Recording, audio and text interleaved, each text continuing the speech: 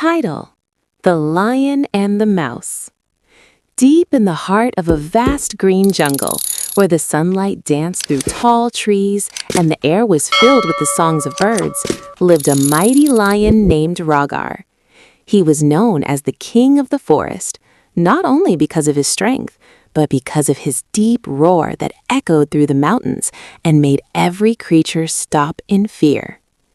One warm afternoon, after hunting all morning, Rhaegar lay down under a giant banyan tree to rest. Soon he fell into a deep sleep.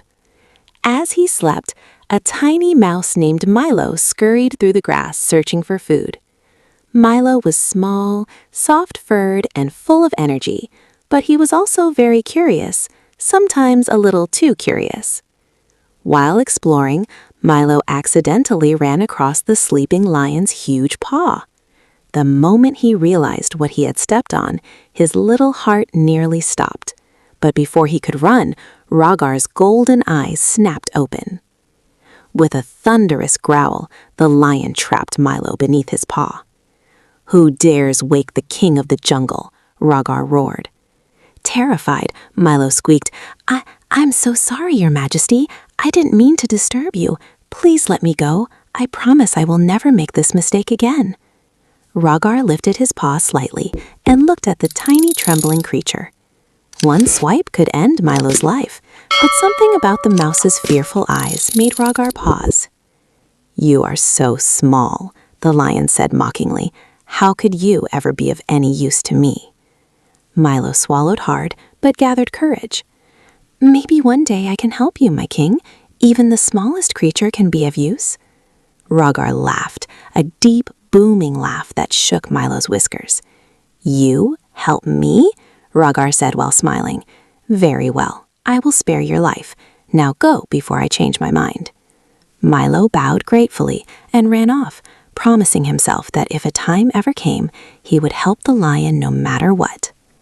Days turned into weeks. Life in the forest continued peacefully. Rhaegar roamed proudly, and Milo went about gathering food. Though they lived different lives, Milo never forgot the lion's kindness. One day, hunters entered the jungle. They set deep nets between trees, strong ropes woven together to trap even the biggest animals. That evening, as Rhaegar walked through the forest, his leg got caught in one of the nets. Within seconds, the ropes wrapped around him tightly. Rhaegar roared with all his strength, shaking the trees around him. But no matter how hard he tried, he couldn't break the ropes. His mighty strength was useless against the hunter's trap. Exhausted and frightened, he let out a final roar of despair. Milo, who was nearby collecting berries, heard the powerful yet painful roar.